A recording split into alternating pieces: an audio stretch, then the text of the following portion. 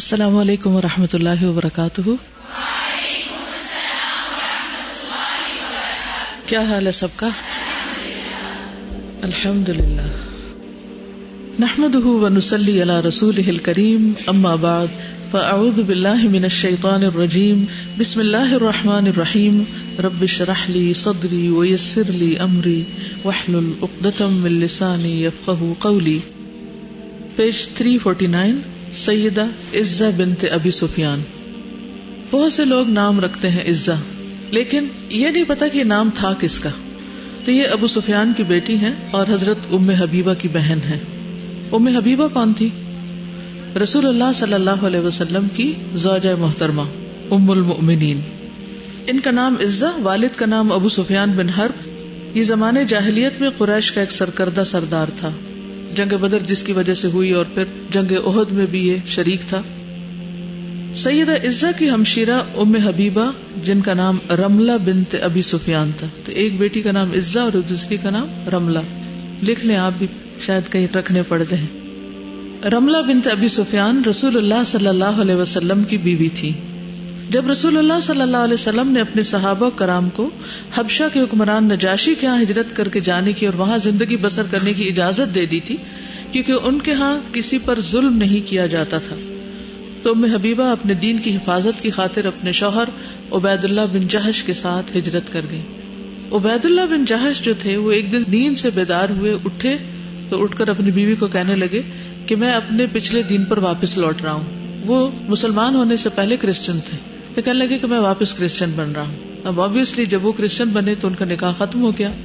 اب ہوا یہ کہ اس کے ساتھ ساتھ وہ بہت زیادہ شراب پینے لگے اور اسی میں ان کی ڈیتھ ہو گئی. ام حبیبہ نے ابھی عدت کی مدت پوری ہی کی تھی کہ حبشہ کے حکمران نجاشی کی کنیز پیغام لے کر ان کے پاس آئی اور بتایا کہ رسول اللہ صلی اللہ علیہ وسلم نے میرے آقا کی طرف خط بھیجا ہے اور یہ کہا ہے کہ آپ کی شادی کا ان کے ساتھ اہتمام کریں. یہ خبر سن کر ام حبیبہ نے فرحت و انبساط سے جھومتے ہوئے ابرہہ سے کہا، اللہ تجھے خوش رکھے اور خیر و برکت عطا کرے. ابرہہ جو تھا یہ حبشہ کے بادشاہوں کا لقب تھا، جیسے فرعون کہاں کا تھا؟ مصر کے. اور کسرا ایران کے، اور قیصر روم کے، اور تبا یمن کے. ٹھیک ہے. اور ہم وہ کہتے ہیں نا کہ ایک ابرہہ نے حملہ کر دیا، وہ صرف ایک شخص کا نام نہیں تھا، یہ ایک لقب تھا ان کے بادشاہوں کا. تو اس نے ابرہہ کے لیے بھی دعا کی جس کے پاس آپ کا پیغام آیا تھا اور اس نے آگے بھیجا تھا. رسول اللہ صلی اللہ علیہ وسلم نے عمرو ابن امیہ دمری کو نجاشی کی طرف بھیجا اور اسے یہ پیغام دیا کہ وہ ام حبیبہ کی ان کے ساتھ شادی کا اہتمام کرے. خالد بن سعید بن عاص نے نکاح کی ذمہ داری کو پورا کیا کیونکہ یہ ان کے قریبی عزیز تھے. انہیں ایک طرح سے ولی کا کام کیا.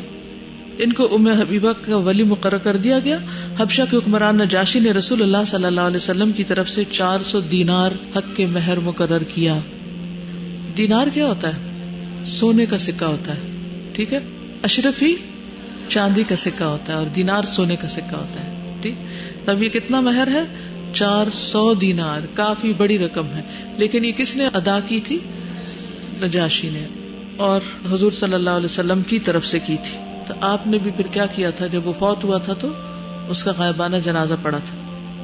حق کے مہر کی رقم شرحبیل بن حسنہ کی وساطت سے ام حبیبہ کو پہنچائی اور نجاشی نے ولیمے کا اہتمام اپنی طرف سے کیا، جس میں جعفر بن ابی طالب اور دیگر تمام مسلمان بھی شریک ہوئے جو ہجرت کر کے حبشہ میں رہائش پذیر تھے.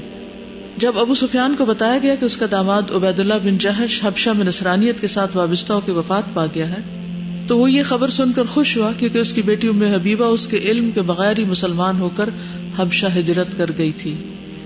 اب وہ نادم ہو کر واپس اس کے پاس آ جائے گی. یعنی خوش ہوا کہ اچھا ہوا کہ جس کے ساتھ شادی کی اس نے ہی اس کو چھوڑ دیا ایک طرح سے، اور وہ بدل گیا تو اب یہ بھی بدل جائے گی، اور پھر اس طرح وہ بیٹی واپس آ جائے گی.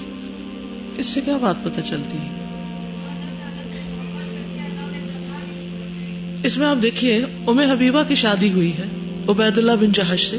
دونوں مسلمان ہو گئے، کپل مسلمان ہو گیا، دونوں ہجرت کر رہے ہیں، دونوں حبشہ گئے ہیں. وہاں جا کر شوہر بدل جاتا ہے. اب یہ چھوٹی سی بات نہیں ہے. مکہ سے حبشہ ہجرت کر کے، گھر بار چھوڑ کے، ماں باپ چھوڑ کے، سب کچھ چھوڑ کے وہ وہاں پر گئے ہیں، اور وہاں جا کر شوہر پھر جاتا ہے. ایک عورت کے لیے شوہر اس کا سہارا ہوتا ہے، اور پردیس میں جو ملک بھی اپنا نہیں. تو کتنی بڑی آزمائش تھی. پہلی آزمائش یہ آئی کہ اسلام قبول کرنے کے بعد وہاں مکہ میں رہنا مشکل تھا. دوسری آزمائش یہ آئی کہ شوہر ساتھ چھوڑ گیا. ایسے میں لوگ کس کو بلیم کرتے ہیں؟ دین کو. سب یہ تانے دینے لگتے ہیں، دیکھا نا پھر مزہ چکھ لیا تم نے دیندار سے شادی کرنے کا. کیا کوئی بھی شخص یہ کہہ سکتا ہے کہ وہ ہمیشہ دین پر قائم رہے گا؟ اس کا دعویٰ کر سکتا ہے کوئی؟ کیا ہم اپنے بارے میں دعویٰ کر سکتے ہیں؟ دعا کر سکتے ہیں اللہ ہمیں استقامت دینا اور مرتے دم تک جمائے رکھنا، لیکن دعویٰ کوئی بھی نہیں کر سکتا، اس لیے کہ دل اللہ کے ہاتھ میں ہے اور شیطان دشمن ہر وقت ساتھ ہے بہکانے کے لیے. اور انسان کی سچویشن بھی تبدیل ہوتی رہتی ہے، کبھی ایک اچھے ماحول میں ہوتا ہے تو ایمان بڑھتا ہے، کبھی ایسے ماحول میں ہوتا ہے تو وہاں ایمان اور نیچے جانے لگتا ہے کیونکہ عمل اس طرح نہیں ہو رہا ہوتا. تو جب ہم اپنے بارے میں نہیں گارنٹی دے سکتے تو کسی اور کے بارے میں کیسے دے سکتے ہیں؟ تو بعض اوقات ایسا ہو سکتا ہے کہ ایک شخص جس کے ساتھ آپ معاملہ کر رہے ہو، خواہ شادی کا کر رہے ہو، کوئی بزنس کا کر رہے ہو، کسی بھی چیز کا کر رہے ہو، جب آپ نے اس کے ساتھ معاملہ شروع کیا تو وہ بہت اچھا انسان تھا، لیکن کچھ عرصے کے بعد اس پہ شیطان غالب آیا اور اس کی اچھائی شر میں بدل گئی. اسی لیے نبی صلی اللہ علیہ وسلم نے دعا سکھائی ہے کہ جب ایک شخص شادی کرے تو بیوی کے لیے پڑھے، کوئی خادم خریدے، اس زمانے تو غلام خریدے جاتے تھے، تو اس پر پڑھے کہ اللہ مجھے اس کا خیر عطا کرنا اور مجھے اس کے شر سے محفوظ رکھنا. تو ہر انسان کے ساتھ خیر بھی اور شر بھی ہے. تو اب کیا ہوتا ہے مثلاً وائس ورسا آپ دیکھیں، ایک لڑکا شادی کرتا ہے ایک دیندار لڑکی سے کہ جی یہ قرآن کی حافظ ہے، قرآن کی تفسیر سمجھتی ہے، سب کچھ جانتی ہے، اس کے آنے سے تو گھر کو 4 چاند لگ جائیں گے. لیکن کیا ہوتا ہے کچھ دن کے بعد اس کا دل بدلنے لگتا ہے اور وہ دنیا میں، کیونکہ شادی بھی ایک بہت بڑا فتنہ ہے. بہت سے لوگ جب شادی ہوتی ہے تو وہ اس کو ساری تمناؤں کی معراج سمجھ کر بس اس کے بعد وہ سمجھتے ہیں اب ہم مادر پدر آزاد ہیں، جو جی چاہے کرے، اللہ سبحانہ تعالیٰ کی اطاعت کرے یا نہ کرے، اور گو ود دا فلو، جدھر ہسبینڈ لگاتا ہے جدھر اور لوگ لگا رہے ہیں اس کی طرف چلو. یعنی شادی زندگی میں ایسا مرحلہ ہے کہ جس میں لڑکی کے لیے سب سے بڑی پھسلن کا مقام آتا ہے، جو اس میں سنبھل گئی وہ سنبھل گئی، تو استقامت اس کو اللہ تعالیٰ نصیب کرے گا. لیکن پھر بھی زندگی میں بہت سی اور بھی پھسلنیں آتی ہیں جو اس سے کم ہوتی ہیں. اب کیا ہوتا ہے کہ جس سے آپ نے دیندار سمجھ کے معاملہ کیا وہ دین سے پھر گیا، اب اس کا شکوہ کس سے کریں گے؟ اللہ سے. بندوں سے تو نہیں کر سکتے، یا بندوں سے کر سکتے ہیں؟ اب ام حبیبہ کیا کرتی ہے؟ اپنے باپ کو بتاتی. عام طور پہ تو لڑکیاں یہی کرتی ہیں نا، اپنے گھر میں کوئی مشکل پیش ہے ماں باپ کو بتایا کہ ہمارے ساتھ یہ، پیچھے بھی نہیں بتا سکتی، وہاں بھی کوئی اور نہیں کہ کس کو بتائیں. تو یقیناً انہوں نے اللہ ہی سے مدد مانگی ہوگی. اور اس مدد کا جواب کیسے آیا کہ اللہ کے رسول صلی اللہ علیہ وسلم کو جب پتا چلا کہ ان کے ساتھ یہ حادثہ ہوا تو آپ نے ان کو پروپوز کر دیا اور پھر اتنے بڑے حق مہر پہ شادی کی. تو دنیا میں بھی اللہ سبحانہ وتعالی قربانیوں کا بدلہ دیتے ہیں، ایز لانگ ایز کہ آپ اس وقت اپنے آپ کو تھام لیں اور کوئی ایسا ری ایکشن نہ کریں کہ آپ کے دل میں اللہ کے خلاف بدگمانی اور دین کے خلاف اور اپنے کسی نیک عمل کے جو آپ کر رہے ہیں اس کے بارے میں شک کا شکار ہو جائیں کہ پتہ نہیں میں نے یہ ٹھیک نہیں کیا، پتہ نہیں میں نے ہجرت نہیں کی، کیا پتا میرے والد جو تھے وہ ناراض تھے مجھ سے یہاں آنے پر، میں ان کو ناراض کر کے آئی ہوں اس لیے میرے ساتھ یہ ہو گیا. تو کیا ام حبیبہ کو مسلمان ہونے کے لیے اپنے والد سے پوچھنا چاہیے تھا؟ نہیں. اپنے آپ کو جہنم سے بچانے کے لیے ماں باپ سے پوچھتے ہیں کہ آپ بتائیں میں بچوں کہ نہ بچوں؟ آپ کہتے ہیں تو میں بچ جاتی ہوں، آپ کہتے ہیں تو میں آپ کی مرضی کے مطابق جہنم میں چلتی ہوں. یہ کر سکتے ہیں ہم؟ نہیں. لیکن obviously ماں باپ کی مرضی کے خلاف کوئی بھی کام کرنا انتہائی مشکل ہوتا ہے، ایک لڑکی کے لیے خاص طور پر بہت مشکل مرحلہ ہوتا ہے. لیکن ہمیشہ یاد رکھیے کہ جتنی بڑی مشکل ہو اس پر اتنا ہی بڑا صبر کرنا پڑتا ہے، اور جہاں صبر بڑا کرنا پڑتا ہے اور جو صبر زیادہ کرتا ہے پھر اس کے لیے اجر بھی اتنا ہی بڑا ہو جاتا ہے. اور اللہ سبحانہ و تعالیٰ نے آخرت میں تو بے حد و حساب رکھا ہی ہے، اللہ تعالیٰ دنیا میں بھی دیتا ہے. جس وقت ان کے ساتھ یہ سارا حادثہ ہو رہا تھا کیا وہ سوچ بھی سکتی تھی کہ ان کی شادی نبی صلی اللہ علیہ وسلم سے ہوگی؟ کیا وہ سوچ سکتی تھی کہ اس دیار غیر میں ان کو 400 دینار ملیں گے، اور وہ بھی ایک غیر مسلم بادشاہ کی طرف سے؟ نہیں. لیکن معاملہ اللہ پہ چھوڑ دیا نا. ہم لوگ جب کوئی مشکل آتی ہے ساری دنیا میں ڈھنڈورا پیٹ کر لوگوں کے دلوں کو بھی بدگمان کر کے اللہ سے، دین سے، نیکی کے کام سے، اور اس کے بعد جب ہمارے بھڑاس نکل جاتی پھر ہم کہتے ہیں صبر کر رہے ہیں، اور پھر جب پریشانی ہوتی تو پھر رونا دھونا شروع کرتے ہیں، پھر کہتے ہیں اللہ تیری مدد کیوں نہیں آ رہی؟ وَاعْلَمْ أَنَّ النَّصْرَ مَعَ الصَّبْرِ. اچھی طرح جان لو کہ نصر صبر کے ساتھ ہے، مدد صبر کے ساتھ آتی ہے.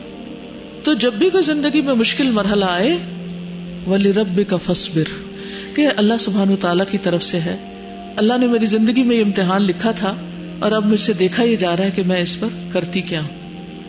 ایسے میں جو ماں باپ خود دین کی طرف نہیں ہوتے، جب ان کے بچے دین کی طرف جاتے ہیں اور پھر ان کو کوئی ٹھوکر لگ جاتی ہے تو پھر ان کی خوشی کیا ہوتی ہے؟ اب یہ دین سے بھٹکیں گے. شیطان بھی چاہ رہا ہوتا ہے بھٹکے، ماں باپ بھی، معاشرہ بھی. اس وقت انسان کا استقامت اختیار کرنا بہت مشکل ہوتا ہے جب ہر طرف سے پریشر بڑھ جائے. لیکن اگر آپ نے اللہ کے کام کا بننا ہے تو پھر اس کو اللہ کی مدد سے برداشت کرنا ہوگا. اللہ کی مدد سے. یاد رکھیے ہم میں کوئی طاقت نہیں کہ ہم مشکلات برداشت کر سکیں، ہم تو بہت ہی کمزور ہیں. وَخُلِقَ الْإِنسَانُ ضَعِيفًا. لیکن ہاں جب اللہ کو پکارتے ہیں، اللہ کو تھامتے ہیں کہ اللہ مجھے کافی ہے، اللہ کی مدد کافی، تو اللہ کی مدد ضرور آتی. الا ان نصر اللہ قریب. تو اللہ نے اگر آپ سب کو دین کا راستہ دکھا دیا ہے تو پھر اس پر قائم رہنا ہے. دنیا جتنی مرضی لعنت ملامت کرتی رہے، کچھ آئے یا جائے، کچھ ملے یا کھوئے، دین کا راستہ نہیں چھوڑنا انشاءاللہ. جب ابو سفیان کو بتایا گیا کہ تیری بیٹی ام حبیبہ کی شادی نبی کریم صلی اللہ علیہ وسلم کے ساتھ ہو گئی ہے، وہ اس وقت مشرک تھا اور آپ کے خلاف برسر پیکار تھی، آپ کا دشمن تھا ایک طرح سے. جب اسے ایک دن یہ کہا گیا کہ تیری بیٹی سے محمد صلی اللہ علیہ وسلم نے شادی کر لی ہے، تو اس نے برجستہ کہا کہ بلا شبہ محمد صلی اللہ علیہ وسلم ایک ایسی ذات ہے جسے مسترد نہیں کیا جا سکتا. یعنی بہرحال دل میں وہ آپ کی بڑائی کا معترف تھا، اور اس کا ثبوت اس نے کہاں دیا تھا؟ کچھ واقعہ یاد ہے؟ بخاری میں شاید پڑھا ہو ریسنٹلی. شاباش، ہرقل کے دربار میں، کیونکہ وہ حسب نسب میں آپ سے قریب ترین تھا. جب وہاں کے بادشاہ نے پوچھا نا کہ ان میں سے سب سے زیادہ کون قریبی ہے رشتہ داری میں، تو بتایا گیا کہ ابو سفیان. تو اس نے پھر سوال کیے تھے، تو اس کے دربار میں ابو سفیان نے کیا کہا تھا؟ جی، وہ ہم میں بڑے نسب والا ہے. اور کیا کہا تھا؟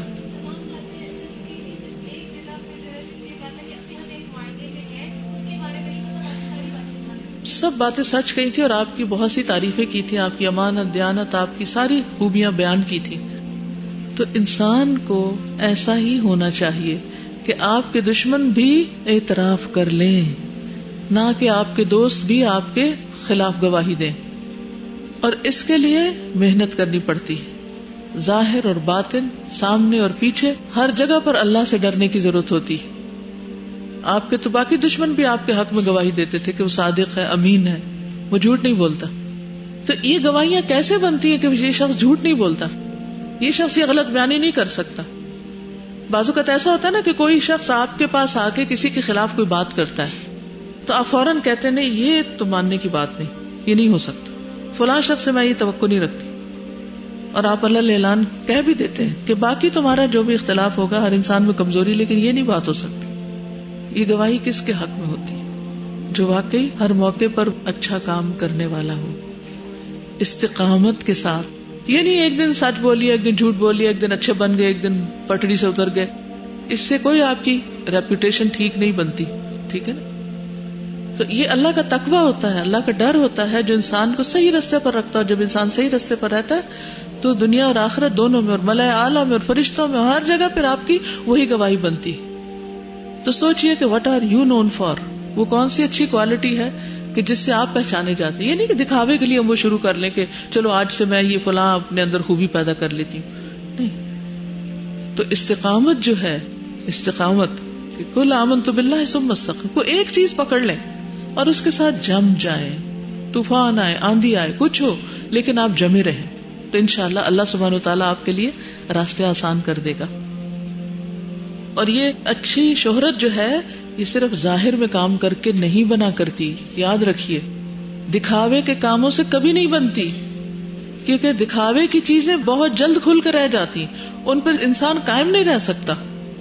دیکھیں نا کہ جیسے مثلاً آپ نے کوئی مصنوعی اخلاق سجایا ہوا اپنے اوپر جو بالکل ایسی جیسے آپ نے مصنوعی پلکیں لگائی ہوئی ہوں یا مصنوعی بال لگائے ہوئے ہوں، تو کیا وہ ہر بار سہ سکتی؟ نہیں. یا میک اپ لگایا ہوا تو تھوڑی دن پسینہ آئے تو کیا ہوگا؟ سب راز کھل جائے گا. تو اسی طرح جو مصنوعی نیکیاں ہوتی ہیں نا، یا مصنوعی قسم کے کام ہوتے ہیں کہ کوئی دیکھے تو اس وقت سمٹ کے بیٹھ گئے، اچھے بن گئے، اور کوئی نہ ہو تو شیطان بن گئے. تو یہ کام اس سے نہیں بات بنے گی. ظاہر اور باطن میں اللہ کا تقوی، اللہ کا ڈر، کوئی دیکھ رہا ہو یا نہ دیکھ رہا ہو، اور کوئی اچھا کرے یا برا کرے تو اس میں بھی کوئی اچھا کرے یا برا کرے کیونکہ جب وہ اچھا کرے گا تو اچھا کریں گے، جو برا کرے گا تو ہم پھر اس سے برا بن کے دکھانے کی کوشش کرتے نہیں، اس وقت بھی اچھا. پھر آپ دیکھیں آپ کی شہرت کیسے بنتی. تو ہم عام طور پہ کہتے ہیں لوگوں کو کیا، مجھے کسی کی پرواہ نہیں. یہ بات بہت لوگ کہتے ہیں، مجھے نہیں کسی کی پرواہ، کون مجھے کیا کہتا ہے.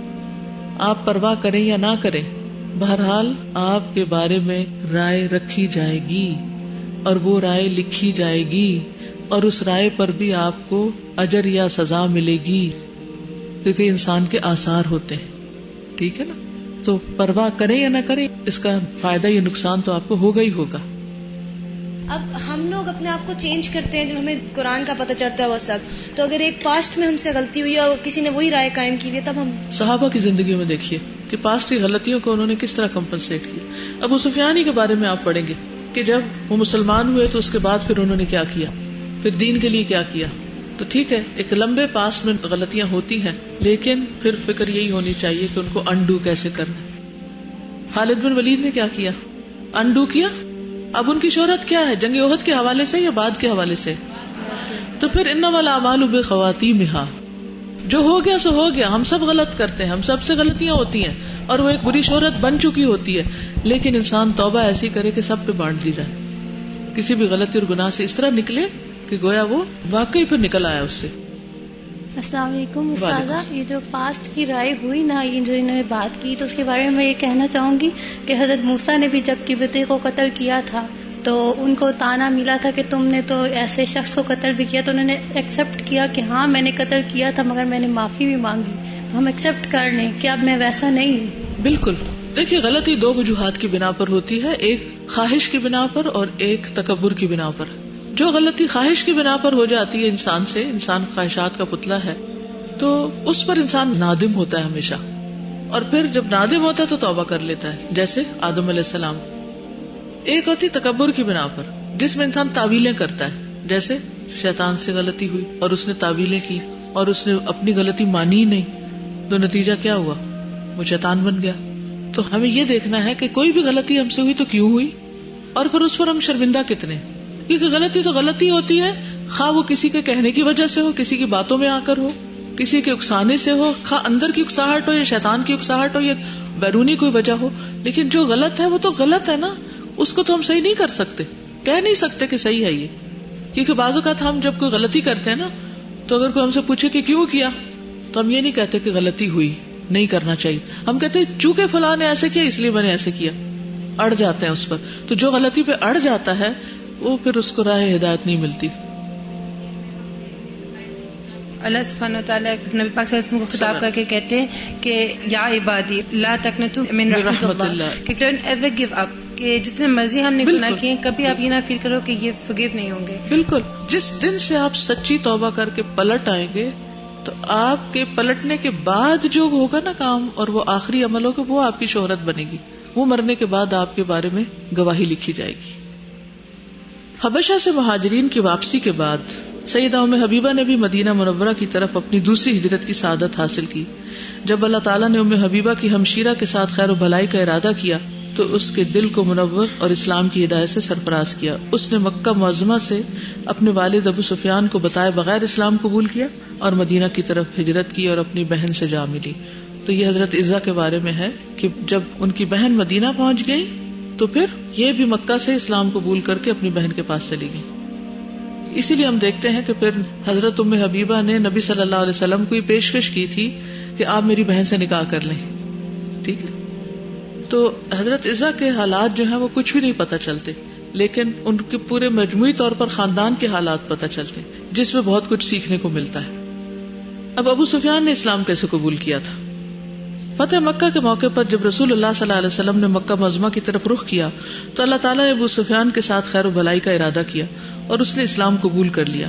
محمد ابن عمر رازی سے روایت ہے کہ جب رسول اللہ صلی اللہ علیہ وسلم مر زہران کے مقام سے گزرے تو سیدنا عباس نے بیان کیا کہ میں نے صورتحال دیکھتے ہوئے کہا کہ اگر رسول اللہ صلی اللہ علیہ وسلم مکہ معظمہ میں یوں ہی داخل ہو گئے اور قریش نے آپ کی خدمت میں حاضر ہو کر ان سے پناہ طلب نہ کی تو برباد ہو جائیں گے. سیدنا عباس کہتے ہیں کہ میں رسول اللہ صلی اللہ علیہ وسلم کی خچر پر سوار ہو گیا. میں نے کہا شاید کوئی مکہ معظمہ میں رہنے والا ضرورت مند شخص مجھ سے مل جائے تو وہ رسول اللہ صلی اللہ علیہ وسلم کے بارے میں بتا دے گا کہ وہ لشکر اسلام کے ساتھ فلاں جگہ پہنچ چکے ہیں، تاکہ وہ مکہ والوں کو جا کر بتا دے اور وہ خود حضور صلی اللہ علیہ وسلم کی خدمت میں حاضر ہو کر آپ سے امان حاصل کر لیں. وہ کہتے ہیں کہ میں ابھی خچر پر سوار یہ سوچتا ہوا جا رہا تھا کہ مجھے ابو سفیان اور بدیل بن ورقہ باتیں کرتے ہوئے سنائی دیے. میں نے کہا ارے ابو حنزلہ، یعنی کہ ابو سفیان اور بدیل بن ورقہ کو مخاطب کر کے ارے ابو حنزلہ. اس نے میری آواز کو پہچان لیا. اس نے کہا ابو الفضل ہو؟ ابو الفضل حضرت عباس ہے. میں نے کہا ہاں. اس نے کہا میرے ماں باپ قربان ہو، تم یہاں کیسے؟ میں نے کہا یہ دیکھو رسول اللہ صلی اللہ علیہ وسلم اور ان کے ساتھ لوگوں کا جمع غفیر. ابو سفیان نے کہا اب کیا ہوگا؟ سیدنا عباس نے کہا میرا خیال ہے کہ اگر تم ان کے ہتھے چڑھ گئے تو مارے جاؤ گے. اس طرح کرو کہ یہ رسول اللہ صلی اللہ علیہ وسلم کی خچر ہے جس پر میں سوار ہوں، تم بھی میرے پیچھے سوار ہو جاؤ. ہم حضور صلی اللہ علیہ وسلم کے پاس چلتے ہیں، میں تیرے لیے ان سے پناہ طلب کروں گا. وہ میرے پیچھے سوار ہو گیا اور اس کا ساتھی بدیل بن ورقہ واپس چلا گیا. عباس اور ابو سفیان دونوں سواری پر چلے جا رہے تھے اور مسلمان ان دونوں کے لیے راستے کی رکاوٹیں دور کر رہے تھے. عمر بن خطاب نے ان دونوں کو دیکھا تو انہوں نے دیکھتے ہی کہا ارے اللہ کا دشمن ابو سفیان ہے، اللہ کا شکر ہے آج میری زد میں آ گیا. عمر بن خطاب نے آگے بڑھ کر ابو سفیان کو قابو کرنا چاہا لیکن خچر تیزی سے آگے بڑھ گئی. عمر بن خطاب پیچھے دوڑے تاکہ رسول اللہ صلی اللہ علیہ وسلم سے ابو سفیان کو قتل کرنے کی اجازت طلب کریں. ہوا یہ کہ عباس اور ابو سفیان رسول اللہ صلی اللہ علیہ وسلم کی خدمت میں حاضر ہو گئے اور پیچھے ہی عمر بن خطاب بھی پہنچ گئے. سیدنا عباس نے کہا اے اللہ کے رسول میں نے ابو سفیان کو پناہ دے دی. عمر بن خطاب نے کہا اے اللہ کے رسول مجھے اجازت دیجیے کہ میں ابو سفیان کی گردن اڑا دوں. سیدنا عباس نے کہا عمر ذرا ٹھہریے، اگر ابو سفیان بنو عدی بن کعب سے ہوتا، یہ حضرت عمر کا خاندان ہے، تو میں اس طرح نہ کہتا کہ جس طرح تم کہہ رہے ہو. تم جانتے ہو کہ یہ قبیلہ بنو عبد مناف میں سے ہے. عمر بن خطاب نے کہا اے عباس میری بات ذرا غور سے سنو. اللہ کی قسم تیرے اسلام قبول کرنے سے مجھے اتنی زیادہ خوشی ہوئی کہ اگر میرا باپ اسلام قبول کر لیتا تو مجھے اتنی خوشی نہ ہوتی. یہ باتیں ہو رہی تھی کہ رسول اللہ صلی اللہ علیہ وسلم نے حکم دیا کہ ابو سفیان کو اپنے گھر لے جاؤ اور صبح میرے پاس لاؤ. اس طرح رسول اللہ صلی اللہ علیہ وسلم کے حکم کی تعمیل کی گئی لیکن ابو سفیان رات بھر نہ سو سکے. وہ اس غم میں مبتلا تھے کہ معلوم نہیں صبح کیا ہوتا ہے.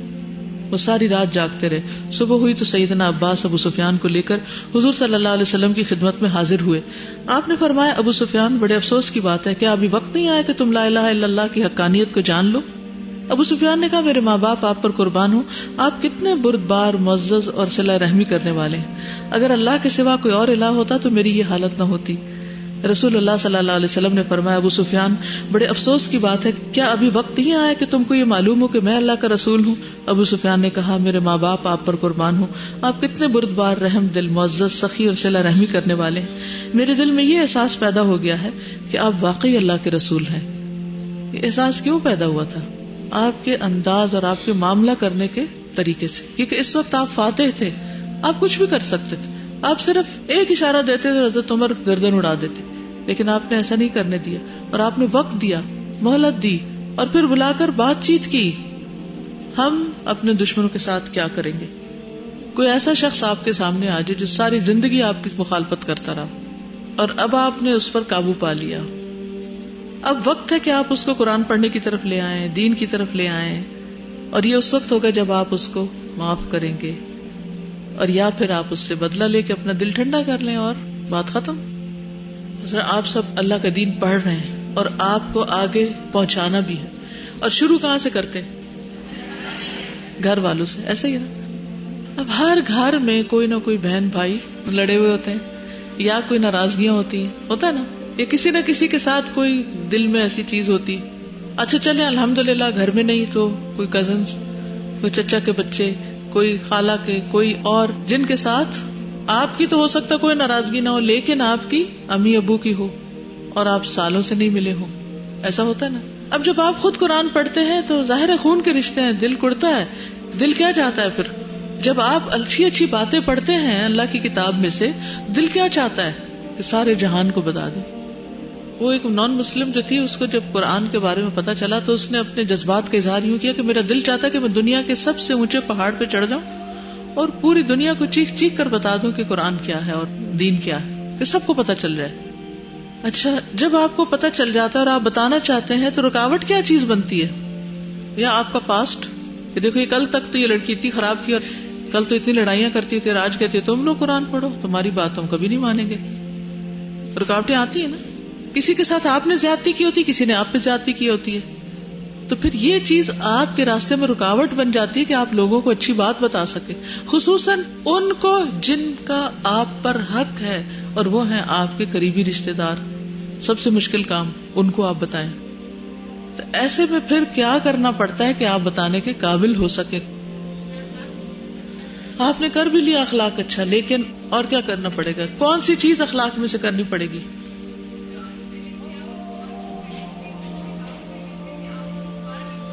جی، آپ نے جو کیا ہے اس کو انڈو کرنا ہوگا. انڈو کرنے کے لیے اگر کسی کا حق مارا تو حق دینا ہوگا، اگر کسی کے ساتھ زیادتی کی تو سوری کرنا ہوگا، اور اگر نہیں بھی زیادتی کی، دوسرے ہی کی ہے، آپ کو 100% یقین ہے کہ دوسرے کی زیادتی ہے، تو بھی لیٹ اٹ گو، جانے دیں. کیونکہ آپ اس وقت بزنس مین ہیں، آپ ایک تجارت کر رہے ہیں اور اس کے نفع کی بڑی امید ہے آپ کو، اور وہ کیا ہے کہ یہ شخص اللہ کی طرف آ جائے اور اس کا اجر مجھے مل جائے. کیونکہ وہ جو کچھ بھی کرے گا وہ سارا اجر آپ کو ملے گا، اور ہو سکتا ہے وہی آپ کا مددگار بھی بن جائے جس کے ساتھ آپ احسان کریں. لیکن ہمارے دل بڑے نہیں ہوتے، ہم دین کا کام بھی کرتے ہیں لیکن دل بڑا نہیں کرتے. نتیجہ کیا ہوتا ہے کہ اپنے بھی دور کر بیٹھتے ہیں. جو اچھا اخلاق دکھانا ہے نا، وہ پھر بھی آسان ہو جاتا ہے کہ ہم وقتی طور پہ تھوڑی دیر کے لیے اپنا کر لیں. لیکن جو مجھے نبی صلی اللہ علیہ وسلم کے اس واقعے میں جو چیز کلک کری وہ یہ ہے کہ کتنا صبر کیا انہوں نے، تحمل کیا، اور ان کے اندر کتنی حکمت تھی کہ اگر وہ اس پوائنٹ کے اوپر اس کو وہی باتیں کرتے جو صبح کر رہے ہیں، اگر وہ اس پوائنٹ پہ کرتے تو چاہے اگر ان کا دل ہوتا بھی، لیکن وہ سارا جو پریشر ہے ان کے اوپر، اس کی وجہ سے وہ شاید اس کو ایکسیپٹ نہ کرتے. ہم لوگوں کا مسئلہ یہ ہوتا ہے کہ جب ہم کسی کو حق کی بات بتانا شروع کرتے ہیں تو تحمل سے شروع کرتے ہیں، لیکن ان کے کچھ ریئیکشنز یا کچھ ایسے اعتراضات، اور آہستہ آہستہ آہستہ ہمارا ایموشن بھی بلڈ اپ ہو جاتا ہے، اور وہ ایک ایسے ایموشنل لیول پہ پہنچ جاتے ہیں کہ جہاں پہ پھر ہم فساد کر کے اٹھتے. بالکل. اگر ہم اس وقت ٹھہر جائیں اور صبح تک کا انتظار کریں تو صبح جو ہے آپ کی اپنی کیفیت بھی بہتر ہوگی، اس کی بھی بہتر ہوگی، اور پھر آپ ایک اچھے طریقے سے بات شروع کریں گے. لیکن آپ کی لانگ سٹینڈنگ جو کوالٹیز ہیں وہ اس وقت آپ کے کام آئیں گی، جو اس کیس میں ہم دیکھ رہے ہیں. جتنا بڑا مقصد ہوگا ظاہر ہے ظرف بھی اتنا بڑا کرنا ہے، اور پھر اللہ تعالیٰ سے حکمت مانگنی ہے، کیونکہ حکمت کے بغیر یہ کام ہو نہیں سکتا. بعض دفعہ ہم اپنی سوچ کے مطابق صحیح کر رہے ہوتے ہیں لیکن وہاں غلطی کر جاتے ہیں. یعنی آپ صلی اللہ علیہ وسلم اس کو سوال کر رہے ہیں کہ کیا ابھی بھی تمہارا دل نہیں مانا، مائل کر رہے ہیں، اس کو سوچنے کا موقع دے رہے ہیں، جبر نہیں کر رہے، زبردستی نہیں منوا رہے. کیا ابھی بھی تمہیں یقین نہیں آیا کہ میں اللہ کا رسول ہوں؟ سیرہ میں جب اس طرح کے واقعات آتے ہیں نا تو اس سے بہت زیادہ موٹیویشن بھی ملتی ہے، اور ہمیں بہت سارے معاملات کو ہینڈل کرنا آتا ہے. بالکل. جو شخص آخرت کا سودا کر لیتا ہے نا، پھر وہ اس کی نگاہیں وقتی جو سچویشنز ہوتی ہیں ان سے اوپر اٹھ جاتی ہیں. وہ کل کو دیکھتا ہے، وہ آج نہیں دیکھتا کہ اس وقت کیا ہو رہا ہے. وہ یہ نہیں دیکھتا اس وقت یہ بندہ مجھے گالی دے رہا ہے، وہ اس کو اس سے کوئی غرض نہیں ہوتی کہ یہ کیا کر رہا ہے میرے ساتھ. اس کو اس سے غرض ہوتی ہے کہ میں نے اس منفی کو بھی کیسے مثبت بنا کے اس سے میں نے کیا بزنس کرنا ہے اور کیا پروفٹ کمانا ہے. تو پھر رویے اور معاملات اور طریقے بالکل بدل جاتے ہیں. سیدنا عباس فرماتے کہ میرا دل پریشان تھا کیونکہ عمر بن خطاب رسول اللہ کے اشارے کے منتظر تھے صلی اللہ علیہ وسلم کہ کب مجھے اشارہ دیا جائے. اور اس میں حضرت عباس کا بھی تحمل آپ دیکھیں نا، ان کی بھی خیر خواہی آپ دیکھیں کہ وہ اشارے کے منتظر تھے کہ میں ابو سفیان کی گردن اڑا دوں. رسول اللہ صلی اللہ علیہ وسلم نے فرمایا اے ابو سفیان اسلام قبول کر لو پہلے سے کہ تیری گردن اڑا دی جائے. اس نے اسلام قبول کر لیا اور کلمہ شہادت پڑھ لیا اور حق کی گواہی دی.